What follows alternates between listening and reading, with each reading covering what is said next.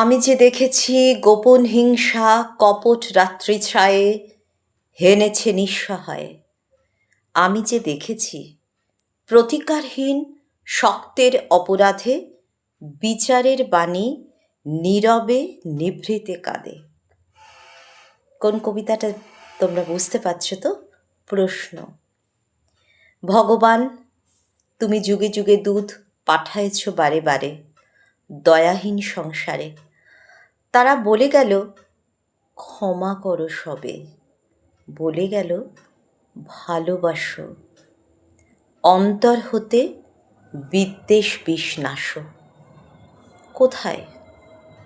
চারদিক তাকালেই শুধু বিদ্বেষ, বিদ্বেষ আর বিদ্বেষ, আর ভালোবাসার অভিনয়, ক্ষমার ধৃষ্টতা।